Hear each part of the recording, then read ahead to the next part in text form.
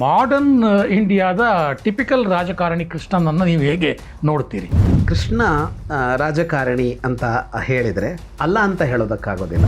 ಈ ಕೃಷ್ಣನ ದಶಾವತಾರಗಳಲ್ಲಿ ರಾಜಕಾರಣಿ ಕೃಷ್ಣ ಅನ್ನೋದು ಕೂಡ ಬಂದೇ ಬರುತ್ತೆ. ಕೃಷ್ಣ ಇದ್ದ ಕಾಲಕ್ಕೆ ಅವೆಷ್ಟನ್ನೂ ಮಾಡಬೇಕಾಗಿತ್ತು, ಅವೆಷ್ಟು ಅನಿವಾರ್ಯ ಆಗಿತ್ತು. ಆ ಸಿಂಹಾಸನದಿಂದ ಅವನೊಬ್ಬನನ್ನು ತೆಗೆದರೆ ಸಾಕು, ಜಗತ್ತು ಸರಿಯಾಗ್ತಿತ್ತು. ಹಾಗಾಗಿ ಅವನು ಒಬ್ಬನನ್ನು ಕೊಂದಲ್ಲಿಗೆ ಕೃಷ್ಣಾವತಾರದ ಉದ್ದೇಶ ಈಡೇರ್ತಾ ಇರಲಿಲ್ಲ. 100ಕ್ಕೆ 100ರಷ್ಟು ಅವನ ಅಧಿಕಾರಸ್ಥರನ್ನು ಬದಲಾಯಿಸಿದ್ದಾನೆ ಅವನ ಅವತಾರ ಕಾಲದಲ್ಲಿ. ಕೃಷ್ಣ ಎಲ್ಲೆಲ್ಲಿ ತಂತ್ರಗಳನ್ನು ಹೇಗೆ ಉಪಯೋಗಿಸಬೇಕು ಅಂತ ನೋಡಿದ್ದಾನೆ. ಆಧುನಿಕ ರಾಜಕಾರಣದ ಮೌಲ್ಯ ಪತನ ಅಂತ ಏನಿದೆ ಅದು ಕೃಷ್ಣನಲ್ಲಿ ಕಾಣಿಸೋದಿಲ್ಲ ನಮಗೆ. ಸ್ನೇಹಿತರೆ ನಮಸ್ಕಾರ, ಹೊಸದಿಗಂತ ಡಿಜಿಟಲ್ ಚಾನಲ್ಗೆ ಸ್ವಾಗತ. ಸತ್ಯಮಿಥ್ಯ ಸರಣಿಯಲ್ಲಿ ಮಹಾಭಾರತದ ಮಹಾನ್ ವ್ಯಕ್ತಿತ್ವಗಳ ಪರಿಚಯವನ್ನು ನಾವು ನಿಮಗೆ ಮಾಡಿಕೊಡ್ತಾ ಇದ್ದೇವೆ. ಅನೇಕ ಮಹಾನ್ ವ್ಯಕ್ತಿಗಳು, ಅವರ ನಡೆಗಳು, ಅವರ ನುಡಿಗಳು, ಅವರ ಒಟ್ಟಾರೆ ನಡವಳಿಕೆಗಳು, ಇದು ನಮ್ಮ ಜನಸಾಮಾನ್ಯರ ಮೇಲೆ ಬೀರಿದಂಥ ಪ್ರಭಾವಗಳು, ಇದೆಲ್ಲವನ್ನೂ ಸಹ ವಿದ್ವಾನ್ ಜಗದೀಶ್ ಶರ್ಮ ಸಂಪ ಅವರು ನಿಮ್ಮ ಮುಂದೆ ಭಾಳ ಸರಳವಾಗಿ ಇಡ್ತಾ ಬಂದಿದ್ದಾರೆ. ಇವತ್ತು ಮಹಾಭಾರತದ ಮಹಾನ್ ವ್ಯಕ್ತಿ, ಕುರುಕ್ಷೇತ್ರದ ಹಿಂದಿನ ಶಕ್ತಿ, ಕೋಟ್ಯಂತರ ಭಾರತೀಯರಿಗೆ ಪ್ರೇರಣೆ, ಬಹುಶಃ ನಿಮಗೆ ಗೊತ್ತಾಗಿರಬೇಕು, ಶ್ರೀಕೃಷ್ಣನ ಬಗ್ಗೆ ವಿಶ್ಲೇಷಣೆಯನ್ನು ಮಾಡೋರಿದ್ದಾರೆ ಜಗದೀಶ್ ಶರ್ಮ ಸಂಪ ಅವರು. ಇವತ್ತು ನಮ್ಮ ಸ್ಟುಡಿಯೋದಲ್ಲಿದ್ದಾರೆ, ನಾನು ಅವರನ್ನು ಸ್ವಾಗತಿಸ್ತೀನಿ. ನಮಸ್ಕಾರ ಸರ್. ನಮಸ್ತೆ ಸರ್. ಕೃಷ್ಣನ ಬಗ್ಗೆ ಹೇಳೋದಕ್ಕೆ ಸಾಕಷ್ಟು ವಿಚಾರಗಳು ಇದ್ದಾವೆ, ಮತ್ತು ಕೃಷ್ಣನ ಬಗ್ಗೆ ತಿಳ್ಕೊಳ್ಳುವಂಥ ಆಸಕ್ತಿ ಕೂಡ ನಮ್ಮ ಜನಗಳಿಗೆ ಇದೆ. ಕೃಷ್ಣ ಅಂದ ತಕ್ಷಣ ನನ್ನ ಮನಸ್ಸಿಗೆ ಬರುವಂಥದ್ದು ಮಾಡರ್ನ್ ಇಂಡಿಯಾದ ಟಿಪಿಕಲ್ ರಾಜಕಾರಣಿ ಏನಿದ್ದಾರೆ, ಆ ರಾಜಕಾರಣಿಗಳು ಏನೇನು ಆ್ಯಕ್ಟಿವಿಟಿ ಮಾಡ್ತಾರೆ ಅಂಥದ್ದನ್ನೆಲ್ಲ ಕೃಷ್ಣ ಆ ಕಾಲದಲ್ಲೇ ಮಾಡಿಬಿಟ್ಟಿದ್ದ ಅನ್ನುವಂಥದ್ದು ಒಂದು ಕಲ್ಪನೆ ನನ್ನ ತಲೆಯಲ್ಲಿ ಬಂದ್ಬಿಡ್ತದೆ. ರೆಸಾರ್ಟ್ ರಾಜಕಾರಣ, ಆಪರೇಷನ್ ಕಮಲ, ತಮ್ಮ ಪಕ್ಷದವರನ್ನೇ ತುಳಿದು ಮೇಲಕ್ಕೆ ಬರುವಂಥದ್ದು, ಅಥವಾ ತಮ್ಮ ಪಕ್ಷದವ್ರಿಗೆ ಪ್ರಚೋದನೆ ನೀಡಿ ಇನ್ನೊಬ್ಬರ ಪಕ್ಷದವ್ರನ್ನ ಮುಗಿಸುವಂಥದ್ದು, ಮತ್ತು ಆಮಿಷವನ್ನು ಒಡ್ಡುವಂಥದ್ದು ಅಧಿಕಾರಕ್ಕಾಗಿ, ಇದೆಲ್ಲ ಈಗಿನ ರಾಜಕಾರಣಿಗಳಲ್ಲಿ ನಾವು ನೋಡ್ತೇವೆ. ಇಂಥ ಅನೇಕ ತಂತ್ರಗಳನ್ನು ಕೃಷ್ಣ ಭಗವದ್ಗೀತೆಯಲ್ಲಿ ಅಥವಾ ಮಹಾಭಾರತದಲ್ಲಿ ಉಪಯೋಗಿಸ್ಬಿಟ್ಟಿದ್ದ ಅನ್ನುವಂಥದ್ದು ನಮಗಿರುವಂಥ ಒಂದು ಬ್ರಾಡರ್ ಕಲ್ಪನೆ. ಸೊ ಈ ಮಾಡರ್ನ್ ಇಂಡಿಯಾದ ಟಿಪಿಕಲ್ ರಾಜಕಾರಣಿ ಕೃಷ್ಣನನ್ನು ನೀವು ಹೇಗೆ ನೋಡ್ತೀರಿ?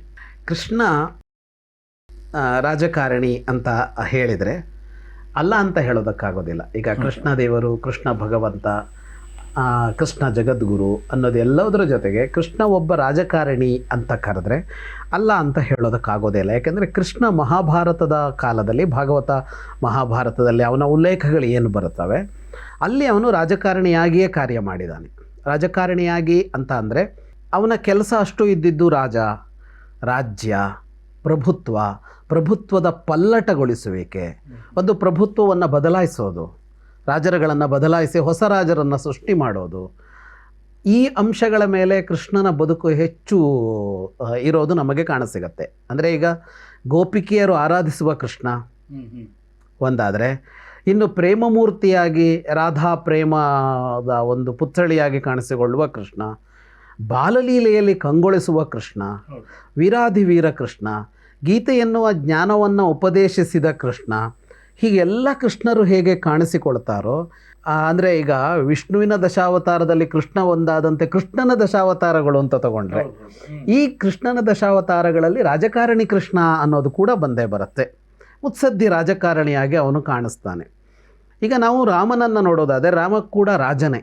ಆದರೆ ರಾಮ ರಾಜ ಆಗಿರುವ ಕಾಲಘಟ್ಟ ಮತ್ತು ರಾಮ ನಡೆದ ವಿಧಾನ ಇದೆಯಲ್ಲ, ಅಲ್ಲಿ ಇಂಥ ಅಂಶಗಳು ಬಹಳ ಕಡಿಮೆ ಕಾಣಿಸುತ್ತೆ. ಆದರೆ ಕೃಷ್ಣನಲ್ಲಿ ಅದು ಹೆಚ್ಚು ಕಾಣಿಸುತ್ತೆ. ಅದಕ್ಕೆ ಬಹಳ ಮುಖ್ಯವಾದ ಕಾರಣ ಆ ಕಾಲದಲ್ಲಿದೆ. ಕೃಷ್ಣ ಇದ್ದ ಕಾಲ, ರಾಮ ಇದ್ದ ಕಾಲ, ಎರಡಕ್ಕೂ ಬಹಳ ವ್ಯತ್ಯಾಸ ಇದೆ. ಕೃಷ್ಣ ಇದ್ದ ಕಾಲಕ್ಕೆ ಅವೆಷ್ಟನ್ನೂ ಮಾಡಬೇಕಾಗಿತ್ತು, ಅವೆಷ್ಟು ಅನಿವಾರ್ಯ ಆಗಿತ್ತು. ಮತ್ತು ರಾಮನ ಮುಂದೆ ಇದ್ದಿದ್ದು ಒಬ್ಬ ಜಗತ್ತಿನ ಕಂಟಕನನ್ನು ನಿವಾರಿಸುವ ಕೆಲಸ. ಒಬ್ಬ ಇದ್ದ ದುಷ್ಟ, ಎಲ್ಲ ಜಗತ್ತಿನ ಕೆಡುಕಿನ ಮೊತ್ತ ಅವನಾಗಿದ್ದ. ಜಗತ್ತಲ್ಲಿ ಎಲ್ಲೆಲ್ಲೆಲ್ಲ ಕೆಡುಕಿದೆಯೋ ಅದಷ್ಟು ಅವನೊಬ್ಬನ ಇಂದಲೇ ನಡೀತಾ ಇತ್ತು. ಅಂದರೆ ಅವನು ಮತ್ತು ಅವನ ಹಿಂಬಾಲಕರು ಮಾತ್ರ ನಡೆಸ್ತಾ ಇದ್ದರು. ಅವನ ಒಬ್ಬನನ್ನು ಬದಲಿಸಿಬಿಟ್ರೆ, ಅಂದರೆ ಆ ಸಿಂಹಾಸನದಿಂದ ಅವನೊಬ್ಬನನ್ನು ತೆಗೆದರೆ ಸಾಕು, ಜಗತ್ತು ಸರಿಯಾಗ್ತಿತ್ತು. ರಾಮನ ಮುಂದಿದ್ದ ಇದು ಅಷ್ಟೇ ಸವಾಲು. ಕೃಷ್ಣನ ಕಾಲ ಹಂಗಲ್ಲ. ಕೃಷ್ಣನ ಕಾಲದಲ್ಲಿ ಕೆಡುಕು ಹರಡಿತ್ತು. ರಾವಣನಷ್ಟು ಶಕ್ತಿಶಾಲಿಯಾದ ಒಬ್ಬ ರಾಜ ಇರಲಿಲ್ಲ. ಒಳಿತಿಗಾಗಿ ಆಗಲಿ ಕೆಡುಕಿಗಾಗಿ ಆಗಲಿ ರಾವಣನಷ್ಟು ಶಕ್ತಿಶಾಲಿಯಾದವನೊಬ್ಬ ಇರಲಿಲ್ಲ. ಅಂತಹ ಸಾವಿರಾರು ಜನ ಇದ್ದರು. ಅಂದರೆ ಕೆಡುಕು ಮಾಡುವ ಸಾವಿರಾರು ಜನ ರಾಜರಿದ್ದರು. ಸಾಮರ್ಥ್ಯ ಕಡಿಮೆ ಇತ್ತು ಅವರಿಗೆ. ಆದರೆ ಅವರವರ ಪ್ರಭಾವ ಬೀರುವಷ್ಟು ಜಾಗಕ್ಕೆ ಅವರು ಕೆಡುಕು ಮಾಡ್ತಾ ಇದ್ದರು. ಹಾಗಾಗಿ ಕೃಷ್ಣನಿಗೆ ಸವಾಲುಗಳು ಹೆಚ್ಚಿತ್ತು. ಹಾಗಾಗಿ ಅವನು ಒಬ್ಬನನ್ನು ಕೊಂದಲ್ಲಿಗೆ ಕೃಷ್ಣಾವತಾರದ ಉದ್ದೇಶ ಈಡೇರ್ತಾ ಇರಲಿಲ್ಲ. ಒಬ್ಬನನ್ನು ಕೊಂದಲ್ಲಿಗೆ ರಾಮಾವತಾರದ ಉದ್ದೇಶ ಈಡೇರ್ತಾ ಇತ್ತು.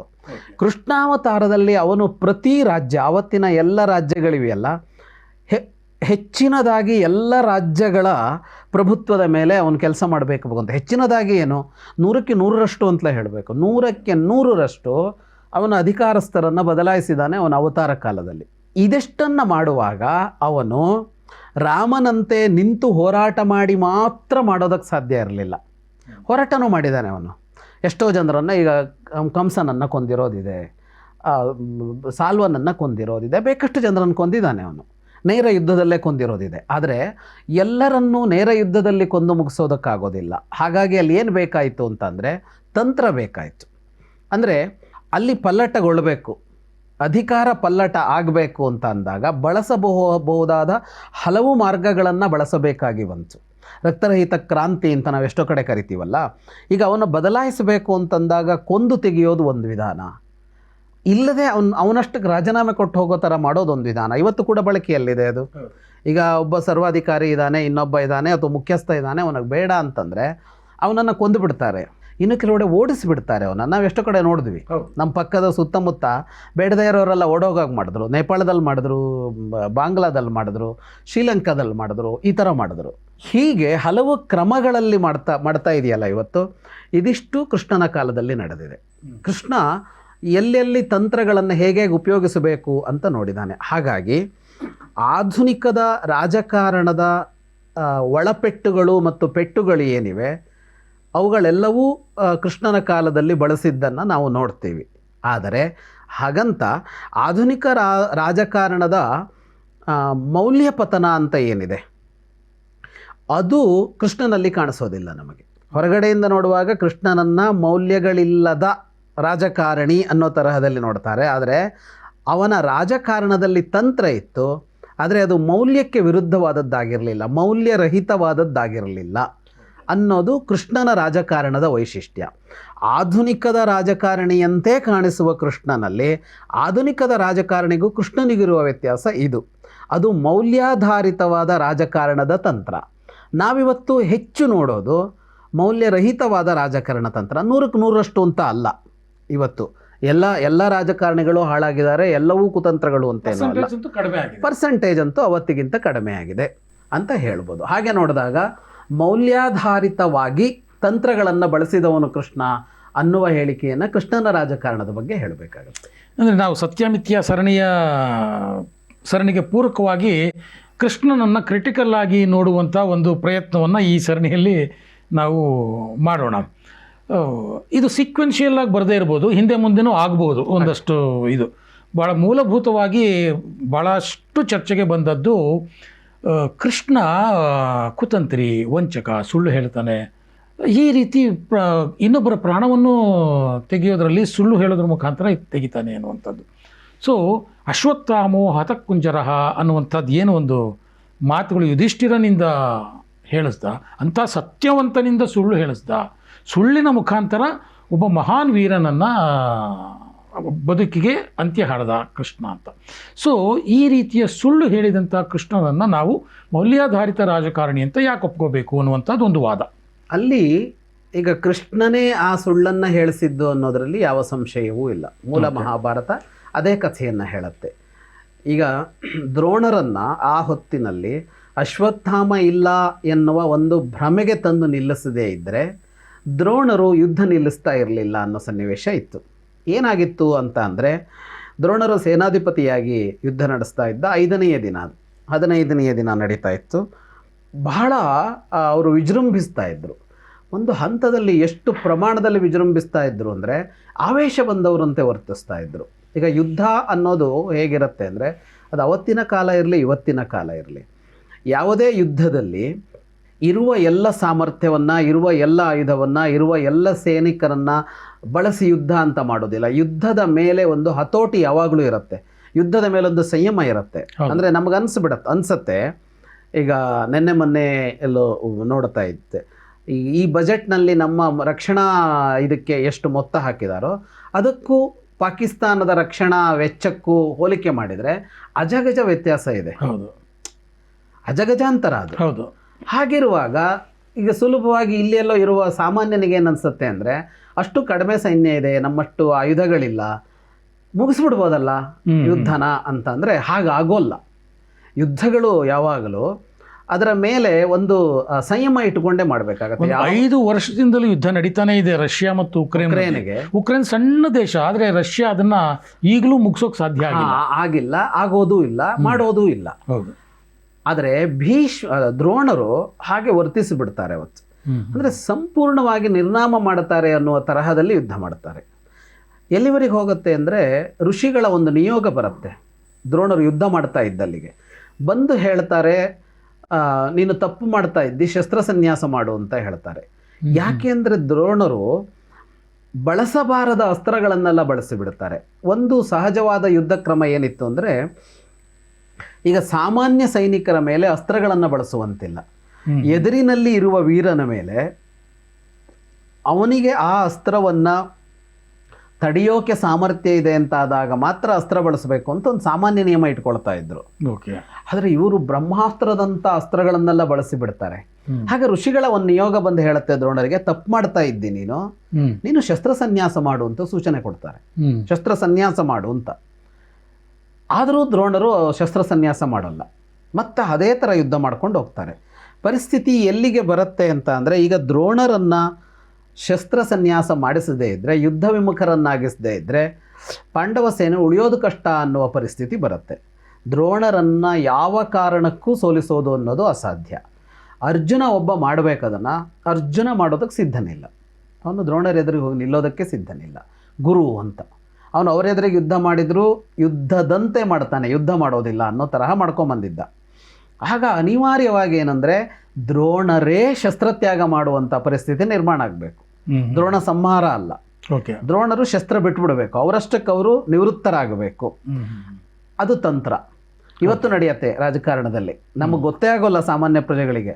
ಯಾರೋ ಒಬ್ಬ ನಿವೃತ್ತನಾಗಿ ಬಿಡ್ತಾನೆ, ಅವನ ಸ್ಥಾನದಿಂದ ನಿವೃತ್ತನಾಗ್ತಾನೆ, ಅವನು ಯಾಕಾದ ಅನ್ನೋದೇ ಗೊತ್ತಾಗೋದಿಲ್ಲ. ಹೌದು. ಅದನ್ನು ಎಷ್ಟೋ ಸಲ ವಿರೋಧಿಗಳು ಮಾಡಿಸಿರ್ತಾರೆ, ಎಷ್ಟೋ ಸಲ ಅವನ ಪಕ್ಷದವರು ಮಾಡಿಸಿರ್ತಾರೆ, ಎಷ್ಟೋ ಸಲ ಅವನ ಪಕ್ಷದ ನಾಯಕರು ಮಾಡಿಸ್ತಿರ್ತಾರೆ, ಎಷ್ಟೋ ಸಲ ಅವ್ರ ಕುಟುಂಬದವರು ಮಾಡಿಸಿರ್ತಾರೆ. ಕರೆಕ್ಟ್. ಅದೇನು ಅಂದರೆ, ಅದೊಂಥರ ರಕ್ತರಹಿತ ಕ್ರಾಂತಿಯ ಕ್ರಮಗಳದು. ಅವನಾಗೆ ಬಿಟ್ಟು ಹೋದಾಗ ಅಲ್ಲಿ ನಿಮಗೆ ಅತಿರೇಕದ ಕ್ರಮಗಳನ್ನು ತೆಗೆದುಕೊಳ್ಳದೆ ಅದು ಮುಕ್ತಾಯ ಆಗತ್ತೆ ಅಂತ. ದ್ರೋಣರು ಶಸ್ತ್ರಸನ್ಯಾಸ ಮಾಡೋದಕ್ಕೆ ಇದ್ದ ದಾರಿ ಒಂದೇ. ಅವರಿಗೆ ಅವರ ಮಗ ಇಲ್ಲ ಅಂತ ಆದರೆ ಹತಾಶರಾಗ್ತಾರೆ, ಅವರು ಶಸ್ತ್ರಸನ್ಯಾಸ ಮಾಡ್ತಾರೆ. ಈ ಮಾತನ್ನು ಸ್ವತಃ ದ್ರೋಣರೇ ಯುಧಿಷ್ಠಿರನಿಗೆ ಹೇಳಿರ್ತಾರೆ. ಹಿಂದೆ ಯುಧಿಷ್ಠಿರನ ಬಗ್ಗೆ ನಾವು ಮಾತಾಡಿದ್ವಿ. ಯುದ್ಧದ ಮೊದಲ ಕ್ಷಣದಲ್ಲಿ ಯುಧಿಷ್ಠಿರ ದ್ರೋಣರ ಬಳಿಗೆ ಹೋಗಿ ಅವನು ಕೇಳ್ತಾನೆ, ನಮಸ್ಕಾರ ಮಾಡ್ತಾನೆ. ಅವ್ರು ನೀನು ವಿಜಯ ಸಿಗಲಿ ಅಂತ ಆಶೀರ್ವಾದ ಮಾಡ್ತಾರೆ. ನೀವು ಬದುಕಿದ್ದಾಗ ಹೇಗೆ ವಿಜಯ ಅಂತ ಕೇಳ್ತಾನೆ ಅವನು ಯುಧಿಷ್ಠಿರ. ಆಗ ಅವರು ಹೇಳ್ತಾರೆ, ನನಗೆ ಅತ್ಯಂತ ವಿಶ್ವಾಸಾರ್ಹನಾದ ವ್ಯಕ್ತಿ, ನಾನು ನಂಬುವಂತೆ ವಿಷಯವನ್ನು ಹೇಳಿದರೆ ಅದು ನನ್ನನ್ನು ಸೋಲಿಸುವ ವಿಧಾನ ಅಂತ ಒಗಟಿನಂತೆ ಮಾತಾಡಿರ್ತಾರೆ ದ್ರೋಣರು. ಈ ಅಂಶವನ್ನೇ ಕೃಷ್ಣ ಇಟ್ಟುಕೊಂಡು ಮುಂದುವರಿಯೋದು. ಯುಧಿಷ್ಠಿರನಿಗೆ ಇದನ್ನು ಅವನು ಹೇಳಿದ್ದಾರೆ ದ್ರೋಣರು. ಆದರೆ ಅದನ್ನು ಹೇಗೆ ಬಳಸೋದು ಅಂತ ಯುಧಿಷ್ಠಿರನಿಗೆ ಗೊತ್ತಾಗಿಲ್ಲ ಈ ಒಗಟನ್ನು. ಯುದ್ಧದಿಂದ ನಿಮ್ಮನ್ನು ಸೋಲಿಸೋದು ಹೇಗೆ ಅಂತ ಕೇಳಿದರೆ, ನಾನು ನಂಬುವಂತಹ ಒಬ್ಬ ವ್ಯಕ್ತಿ, ನಾನು ನಂಬುವ ವಿಷಯವನ್ನು ಹೇಳಿದರೆ ನಾನು ಯುದ್ಧದಿಂದ ವಿರಮಿಸ್ತೇನೆ ಅನ್ನೋದಕ್ಕೆ ಏನರ್ಥ? ಹೆಂಗೆ ಯುದ್ಧದಲ್ಲಿ ಬಳಸೋದು ಈ ತಂತ್ರವನ್ನು? ಈಗ ಭೀಷ್ಮನ ಹತ್ರ ಹೋದಾಗ ಭೀಷ್ಮ ಹೇಳ್ದ, ಶಿಖಂಡಿಯನ್ನು ನನ್ನೆದುರು ತಂದು ನಿಲ್ಲಿಸಿದರೆ ನಾನು ಶಸ್ತ್ರ ಎತ್ತಲ್ಲ, ಅದು ಯುದ್ಧಕ್ಕೆ ಉಪಯೋಗಕ್ಕೆ ಬರುತ್ತೆ ಈ ತಂತ್ರ. ಈ ದ್ರೋಣರು ಹೇಳಿದ್ದನ್ನು ಯುದ್ಧದಲ್ಲಿ ಬಳಸೋದು ಹೇಗೆ? ಇದು ಹೇಳುವಾಗ ಕೃಷ್ಣನೂ ಇದ್ದ ಅಲ್ಲಿ. ಹಾಗಾಗಿ ಈ ತಂತ್ರವನ್ನು ಕೃಷ್ಣ ಬಳಸಿದ. ಆದರೆ ಕೃಷ್ಣನಿಗಿಂತ ಮೊದಲು ಇದನ್ನು ಭೀಮ ಬಳಸಿದ್ದ. ಓಕೆ. ಇದು ಮೊದಲು ಹುಟ್ಟಿದ್ದು ಭೀಮನಲ್ಲಿ. ಈ ಮಾತನ್ನು ಭೀಮನೂ ಕೇಳಿಸ್ಕೊಂಡಿದ್ದ. ಭೀಮ ಹೇಳ್ತಾನೆ ಅಶ್ವತ್ಥಾಮ ಸತ್ತೋಗಿದ್ದಾನೆ ಅಂತ.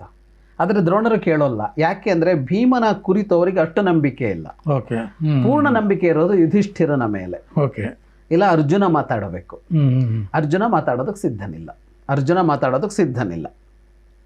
ಅಲ್ಲೊಂದು ವ್ಯಾಸರು 5 ಜನರನ್ನು ಅಲ್ಲಿ ಒಂದು ಪ್ರತ್ಯೇಕಿಸಿ ಹೇಳ್ತಾರೆ, 3 ಗುಂಪು 5 ಜನರಲ್ಲಿ ಅಂತ.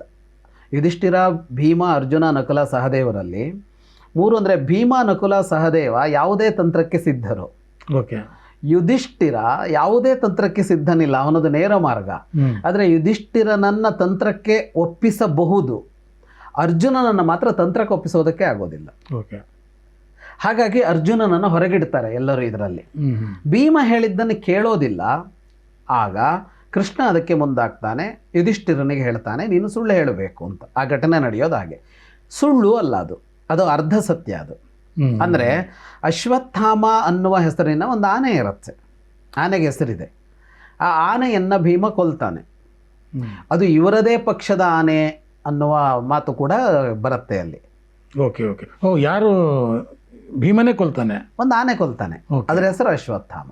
ಅವ್ರದ್ದೇ ಆನೆ, ಅವ್ರದ್ದೇ ಸೇನೆಯ ಆನೆ, ಅವ್ರದ್ದೇ ಯಾರೋ ಬಹಳ ರಾಜರುಗಳು ಬಂದಿದಾರಲ್ಲ, ಯಾವುದೋ ಒಂದು ಇದು. ಈಗ ಅಶ್ವತ್ಥಾಮ ಅನ್ನೋದು ಸತ್ತಿದೆ. ಸಂಸ್ಕೃತ ಮತ್ತು ಕನ್ನಡದ ವ್ಯತ್ಯಾಸ ಏನು ಅಂದರೆ, ಈಗ ಕನ್ನಡದಲ್ಲಿ ಪುಲ್ಲಿಂಗ, ನಪುಂಸಕಲಿಂಗ, ಸ್ತ್ರೀಲಿಂಗಗಳೆಲ್ಲ ವ್ಯಕ್ತಿನಿಷ್ಠವಾದದ್ದು. ಎದುರಿನಲ್ಲಿರುವ ವ್ಯಕ್ತಿ ಗಂಡಸಾದರೆ ಪುಲ್ಲಿಂಗ, ಹೆಣ್ಣಾದರೆ ಸ್ತ್ರೀಲಿಂಗ, ವಸ್ತು ಆದರೆ ಪ್ರಾಣಿ ಆದರೆ ನಪುಂಸಕಲಿಂಗ ಬಳಸ್ತೀವಿ. ಸಂಸ್ಕೃತದಲ್ಲಿ ಹಾಗಲ್ಲ, ಅದು ಶಬ್ದನಿಷ್ಠ. ಒಂದು ಶಬ್ದವೇ ಪುಲ್ಲಿಂಗವೋ ಸ್ತ್ರೀಲಿಂಗವೋ ನಪುಂಸಕಲಿಂಗವೋ ಆಗಿರುತ್ತೆ. ಓಕೆ. ಈಗ ಆನೆ ಅಂತ ಅಂದರೆ ನಾವು ಕನ್ನಡದಲ್ಲಿ ಅದು ನಪುಂಸಕಲಿಂಗ. ಆನೆ ಸತ್ತನು ಅಂತ ಹೇಳೋಕ್ ಬರಲ್ಲ, ಆನೆ ಸತ್ತಿತು ಅಂತ ಹೇಳಬೇಕು. ಸಂಸ್ಕೃತದಲ್ಲಿ ಕುಂಜರಹ, ಗಜಹ ಅಂತೆಲ್ಲ ಆನೆಗೆ ಶಬ್ದ ಇದೆ. ಈ ಶಬ್ದಗಳೆಲ್ಲ ಪುಲ್ಲಿಂಗ ಶಬ್ದಗಳು. ಹಾಗಾಗಿ ಅದನ್ನು ಹೇಳೋದು ಪುಲ್ಲಿಂಗದಲ್ಲೇ. ಓಕೆ. ಕುಂಜರಹ ಹತಃ ಅಂತ ಹೇಳುವಾಗ ಅಲ್ಲಿ ಈ ಕ್ರಿಯಾಪದಗಳಿಗೂ ಲಿಂಗ ಇಲ್ಲ ಸಂಸ್ಕೃತದಲ್ಲಿ. ಇನ್ನೂ ಒಂದು ಅಂದರೆ ನಮ್ಮಲ್ಲಿ ಕ್ರಿಯಾಪದದಲ್ಲಿಗೆ ಸತ್ತನು, ಸತ್ತಿತು, ಸತ್ತಳು ಅಂತ ಇದೆಯಲ್ಲ, ಸಂಸ್ಕೃತದಲ್ಲಿ ಕ್ರಿಯಾಪದಗಳಿಗೆ ಲಿಂಗ ಸಮಸ್ಯೆ ಇಲ್ಲ. ಅಲ್ಲಿ ಸಹ ಹತಃ ಅಂತ ಬರುತ್ತೆ, ಸಹ ಹತ ಅಂತ ಬರುತ್ತೆ ಅದಕ್ಕಾಗುವಾಗ, ತತ್ ಹತಂ ಅಂತ ಬರುತ್ತೆ ಕೆಲವು ಕಡೆ ಲಿಂಗಗಳ ಸಮಸ್ಯೆಯೂ ಇಲ್ಲ ಕ್ರಿಯಾಪದಕ್ಕೆ, ಕೆಲವು ಕಡೆ ಆ ಬದಲಾವಣೆಗಳಿದೆ. ಆದರೆ ಶಬ್ದ ಏನಿದೆ ಇದು ಪುಲ್ಲಿಂಗ ಆದರೆ ಕ್ರಿಯಾಪದವು ಪುಲ್ಲಿಂಗದಲ್ಲೋ ಸ್ತ್ರೀಲಿಂಗದಲ್ಲೋ ಹೋಗಿಬಿಡತ್ತೆ ಸಹಜವಾಗಿ. ಕುಂಜರಹ ಅಂತ ಆನೆಗಿರುವ ಶಬ್ದ, ಅದನ್ನು ಹೇಳುವಾಗ ಕ್ರಿಯಾಪದ ಕೂಡ ಹೇಗೆ ಬರುತ್ತೆ ಅಂದರೆ ಪುಲ್ಲಿಂಗದಲ್ಲಿ ಬರುತ್ತೆ. ಅಶ್ವತ್ಥಾಮ ಹತಃ, ಅದನ್ನು ಹಾಗೇ ಕನ್ನಡಕ್ಕೆ ಅನುವಾದ ಮಾಡಿದರೆ ಅಶ್ವತ್ಥಾಮನು ಸತ್ತನು ಅಂತ ಆಗುತ್ತೆ. ಅಶ್ವತ್ಥಾಮ ಎನ್ನುವ ಆನೆ ಸತ್ತಿತು ಅಂತಲೂ ಅರ್ಥ ಅದಕ್ಕೆ. ಇಷ್ಟೇ ಹೇಳ್ತಾನೆ. ಹೇಳುವಾಗ ಕುಂಜರ ಅಂತ ಹೇಳಿದಾನೆ. ಅಶ್ವತ್ಥಾಮ ಹತಃ ಕುಂಜರಹ. ಸಂಸ್ಕೃತ ಮತ್ತು ಕನ್ನಡದಲ್ಲಿ ಇನ್ನೊಂದೇನು ಅಂತ ಅಂದರೆ, ಸಂಸ್ಕೃತದಲ್ಲಿ ಯಾವ ಶಬ್ದವನ್ನು ಎಲ್ಲಿ ಬೇಕಿದ್ರೂ ಹಾಕ್ತಾರೆ. ಅಂದರೆ ಈಗ ನಮ್ಮಲ್ಲಿ ಕ್ರಿಯಾಪದ ಕೊನೆಗೆ ಬರಬೇಕು ಕನ್ನಡದಲ್ಲಿ. ಹೌದು. ಸತ್ತಿತು ಆನೆ ಅಶ್ವತ್ಥಾಮ ಅಂತ ಹೇಳೋಕ್ಕಾಗಲ್ಲ ಕನ್ನಡದಲ್ಲಿ, ವಾಕ್ಯ ಸರಿ ಇಲ್ಲ ಅಂತ ಹೇಳ್ತೀವಿ ಅಲ್ವಾ. ಸಂಸ್ಕೃತದಲ್ಲಿ ಹಾಗಲ್ಲ, ಅದನ್ನ ಎಲ್ಲಿ ಬೇಕಿದ್ರೂ ಹೇಳ್ಬೋದು. ಅದನ್ನ ಅಶ್ವತ್ಥಾಮ ಹತಃ ಕುಂಜರಹ ಅಂತ ಮುಂದೆ ಬಂತದು. ಅಶ್ವತ್ಥಾಮ ಸತ್ತನು ಆನೆ ಅಂತ ಹೀಗೆ ಸಂಸ್ಕೃತದಲ್ಲಿ ಹೇಳೋದಕ್ಕೆ ಅವಕಾಶ ಇದೆ. ಅಂದರೆ ಅಶ್ವತ್ಥಾಮ ಎಂಬ ಹೆಸರಿನ ಆನೆ ಸತ್ತಿತು ಅಂತ ಅದು ಅರ್ಥ. ಹೆಸರಿನ ಅಂತ ಹೇಳಬೇಕಾಗಿಲ್ಲ. ಅಶ್ವತ್ಥಾಮ ಎನ್ನುವ ಹೆಸರಿನ ಮನುಷ್ಯ ಸತ್ತನು ಅಂತ ಹೇಳೋಲ್ವಲ್ಲ, ಹಾಗೆ ಅದು ಅಶ್ವತ್ಥಾಮ ಅಂತ ಅಷ್ಟೇ. ಹೇಳುವಾಗ ಇದಿಷ್ಟು ಸತ್ಯ. ಕುಂಜರ ಅನ್ನೋದನ್ನ ಸಣ್ಣಕ್ಕೆ ಹೇಳಿಸಿದ್ದವನಲ್ಲಿ ಯುಧಿಷ್ಠಿರನಲ್ಲಿ. ಸುಳ್ಳು ಹೇಳಿಸಿದ್ದ ಸುಳ್ಳಲ್ಲ. ಯಾಕೆಂದ್ರೆ ಅಶ್ವತ್ಥಾಮ ಅನ್ನುವ ಆನೆ ಸತ್ತಿದ್ದು ಹೌದು. ಇದು ತಂತ್ರ. ಅಂದರೆ ಯುಧಿಷ್ಠಿರನ ಬಾಯಲ್ಲಿ ಸುಳ್ಳು ಹೇಳಿಸಿದ್ದೇ ಅಲ್ಲ, ಪೂರ್ಣ ಸುಳ್ಳು ಹೇಳಿಸಿದ್ದಲ್ಲ, ಹೇಳಿಸಿದ್ದು ಸತ್ಯವನ್ನ. ಆದರೆ ದ್ರೋಣರಿಗೆ ಭ್ರಮೆ ಹುಟ್ಟುವಂತೆ ಮಾಡಿದ್ದು. ವಾಸ್ತವವಾಗಿ ಇದನ್ನು ಸುಳ್ಳು ಅಂತ ಕರಿಬಾರದು, ಇದನ್ನು ಮೋಸ ಅಂತ ಕರಿಬೇಕು. ಸುಳ್ಳಿಗೂ ಮೋಸಕ್ಕೂ ಒಂದು ವ್ಯತ್ಯಾಸ ಇದೆ. ಕರೆಕ್ಟ್. ಸುಳ್ಳಿಗೂ ಮೋಸಕ್ಕೂ ಒಂದು ವ್ಯತ್ಯಾಸ ಇದೆ. ಇಲ್ಲಿ ನಡೆದಿದ್ದು ವಂಚನೆ. ಅವರಿಗೆ ಭ್ರಮೆ ಬರುವಂತೆ ಮಾಡಿದ್ರು, ಸುಳ್ಳೇನು ಹೇಳಲಿಲ್ಲ ಅವರು. ಭ್ರಮೆ ಬರುವಂತೆ ಮಾಡಿದ್ದು ಅದು ಆಕಸ್ಮಿಕ ಅಲ್ಲ, ಅದು ಉದ್ದೇಶಪೂರ್ವಕ. ಈ ಹಂತದಲ್ಲಿ ಕೃಷ್ಣ ಬರ್ತಾನೆ, ಅಂದರೆ ಈಗ ಕೃಷ್ಣನ ಮೇಲೆ ಆಕ್ಷೇಪವನ್ನು ಮಾಡೋದಕ್ಕೆ ಸಾಧ್ಯ ಆಗೋದೇನೆಂದರೆ ಕೃಷ್ಣ ಇದನ್ನು ಮಾಡಬಹುದಾ, ಹೀಗೆ ಮಾಡಿದಾಗ ಅವನನ್ನು ಮೌಲ್ಯಾಧಾರಿತ ವ್ಯಕ್ತಿತ್ವ ಅಂತ ಕೃಷ್ಣನದ್ದು ಹೇಳೋದು ಹೇಗೆ ಅಂತ.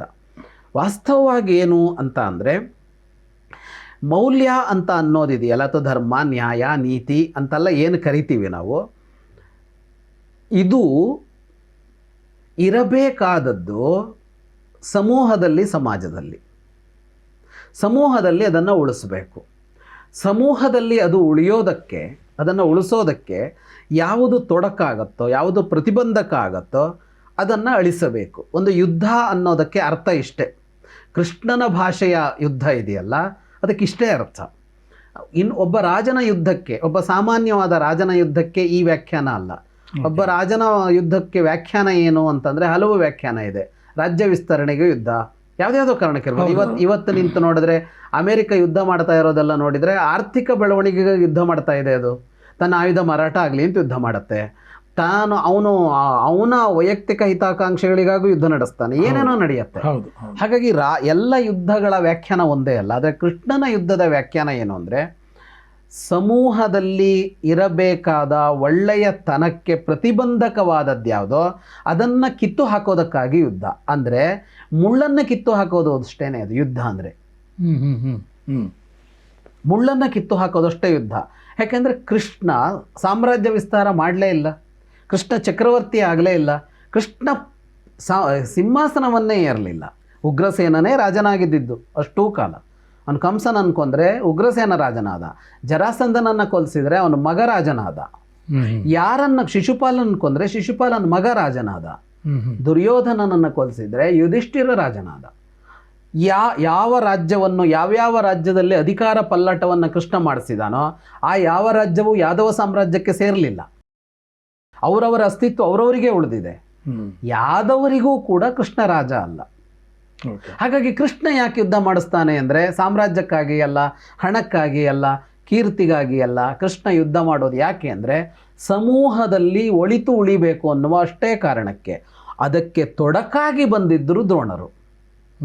ಯಾಕೆ ಅಂದರೆ ದುರ್ಯೋಧನನಂಥವರು ರಾಜ್ಯಭಾರ ಮಾಡ್ತಾ ಇದ್ದರೆ, ಅವರಿಗೆ ಶಕುನಿ ಅಂಥವರು ಮಾರ್ಗದರ್ಶಕರು, ಸಲಹೆಗಾರರು ಆಗುತ್ತಾ ಇದ್ದರೆ ಏನು ನಡೀತಾ ಇರುತ್ತೆ ಅಂದರೆ ವಂಚಕತನ, ಮೋಸ, ಇದನ್ನೆಲ್ಲ ರಾಜ ಮಾಡಬಹುದು ಅಂತ. ಈಗ ಪ್ರಜೆಗಳ ಮೇಲೆ ದುರ್ಯೋಧನ ಮಾಡಿಬಿಟ್ಟಿದ್ದ ಅಂತಲ್ಲ, ಆದರೆ ರಾಜ ಹೇಗಿರ್ತಾನೋ ಪ್ರಜೆಗಳು ಹಾಗಿರ್ತಾರೆ ಅಂತ ಇದೆಯಲ್ಲ. ರಾಜನೇ ಮೋಸ ಮಾಡಿ ಮೋಸದ ದ್ಯೂತ ಆಡ್ಬೋದಂತೆ, ಸಭೆಯಲ್ಲಿ ಒಬ್ಬ ಹೆಣ್ಣಿನ ಸೀರೆ ಸೆಳೆಯೋದಕ್ಕೆ ಪ್ರಯತ್ನ ಪಡ್ಬೋದಂತೆ ಅಂತಂದಾಗ ಉಳಿದ ಸಮಾಜಕ್ಕೆ ಏನು ಸಂದೇಶ ಹೋಯಿತು? ಉಳಿದ ಸಮೂಹ ಏನನ್ನು ತೆಗೆದುಕೊಳ್ಬೇಕು? ಅಂಥ ದುರ್ಯೋಧನನ ಪರವಾಗಿ ಒಬ್ಬರು ಬಂದು ನಿಂತು ಯುದ್ಧ ಮಾಡ್ತಾರೆ ಮತ್ತು ಅವನನ್ನು ಗೆಲ್ಲಿಸೋದಕ್ಕೆ ಹೊರಡ್ತಾರೆ ಅಂತ ಅಂದಾಗ ಅವರು ಸಮಾಜಕ್ಕೆ ಮುಳ್ಳಾಗಿ ಪರಿಣಮಿಸಿದರು. ಆ ಮುಳ್ಳನ್ನು ಕಿತ್ತಾಕಬೇಕಲ್ಲ.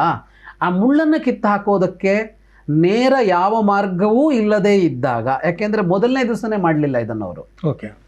ಈಗ 15 ದಿನ ಕಳೆದಿದೆ ಯುದ್ಧ. ಮೊದಲನೇ ದಿವಸನೇ ಮಾಡ್ಬಿಡ್ಬೋದಾಗಿತ್ತಲ್ಲ ಇದನ್ನು. ಅಶ್ವತ್ಥಾಮ ಹತ ಕುಂಜರಹ ಅಂತ ಯಾಕೆ 1ನೇ ದಿವಸ ಮಾಡಲಿಲ್ಲ, ಯಾಕೆ 2ನೇ ದಿವಸ, 3ನೇ ದಿವಸ ಆಯಿತು. 10 ದಿನ ಕಳೆದಿದೆ. 11ನೇ ದಿನದಿಂದ ದ್ರೋಣರ ಸೇನಾಧಿಪತ್ಯವೇ ನಡೆದಿದೆ. 15ನೇ ದಿನದವರೆಗೆ ಯಾಕೆ ಕಾದಿದ್ದಾರೆ? 15ನೇ ದಿನದ ಸಂಜೆಯ ಹೊತ್ತಿನವರಿಗೆ ಯಾಕೆ ಕಾದಿದ್ದಾರೆ ಅಂದರೆ ಅನಿವಾರ್ಯ ಪರಿಸ್ಥಿತಿ ಬರುವವರಿಗೆ ಅದನ್ನು ಮಾಡಿಲ್ಲ ಅವರು ಅಂತ. ಈಗ ಶಕುನಿಯೋ ದುರ್ಯೋಧನನೋ ಮಾಡೋದೇನು ಅಂದರೆ ಅವರು ಮೊದಲ ಕ್ಷಣದಿಂದ, ಮೊದಲ ಹೆಜ್ಜೆಯಿಂದ ಅವರು ಮೋಸವನ್ನೇ ಮಾಡ್ಕೊಂಬರೋದು. ಆದರೆ ಕೃಷ್ಣ ಅದು ಅನಿವಾರ್ಯವಾದಾಗ ಎಷ್ಟು ಕಡಿಮೆ ಸಾಧ್ಯವೋ ಅಷ್ಟು ತಂತ್ರವನ್ನು ಬಳಸಿದ್ದು ಕೃಷ್ಣ. ಹಾಗಾಗಿ ದ್ರೋಣರನ್ನು ಶಸ್ತ್ರಸನ್ಯಾಸ ಮಾಡಿಸಲೇಬೇಕಿತ್ತು. ದ್ರೋಣರ ಸಂಹಾರಕ್ಕೂ ಮಾಡಿಸಿದ್ದಲ್ಲ ಅವನು. ಅವರು ಶಸ್ತ್ರ ತೆಗೆದು ಇಡಬೇಕು ಅಷ್ಟೇ ವಿಷಯ. ಅಷ್ಟೇ ಇವರು ಇದಿಷ್ಟು ಮಾಡಿದ್ದು. ಆಮೇಲೆ ದೃಷ್ಟದ್ಯುಮ್ನ ಬೇರೆ ಮಾಡಿಬಿಟ್ಟು ಅದು ಇವರೆಲ್ಲರ ನಿರೀಕ್ಷೆ ಮೀರಿ ನಡೆದಿದ್ದದು, ದ್ರೋಣರನ್ನು ಕೊಂದಿದ್ದು ಅಂತ ಅನ್ನೋದು. ಹಾಗಾಗಿ ಈ ಹಂತದಲ್ಲಿ ಸಮಾಜದಲ್ಲಿ ಒಳಿತು ಉಳಿಯಬೇಕು ಅಂತ ಕೃಷ್ಣ ಮಾಡಿದ ತಂತ್ರ ಇದೆಯಲ್ಲ, ಸಮಾಜದ ಮೌಲ್ಯ ರಕ್ಷಣೆಗಾಗಿ ಮಾಡಿದ್ರಿಂದಾಗಿ ಕೃಷ್ಣನ ವ್ಯಕ್ತಿತ್ವ ಮೌಲ್ಯದ ವಿರುದ್ಧ ಸಾಗಲಿಲ್ಲ. ಅದು ಸಮೂಹವನ್ನು ಮೌಲ್ಯಾಧಾರಿತವಾಗಿಸೋದಕ್ಕೆ ಹೊರಟಿದ್ದರಿಂದ ಕೃಷ್ಣನ ವ್ಯಕ್ತಿತ್ವ ಮೌಲ್ಯಾಧಾರಿತವೇ ಆಯಿತು.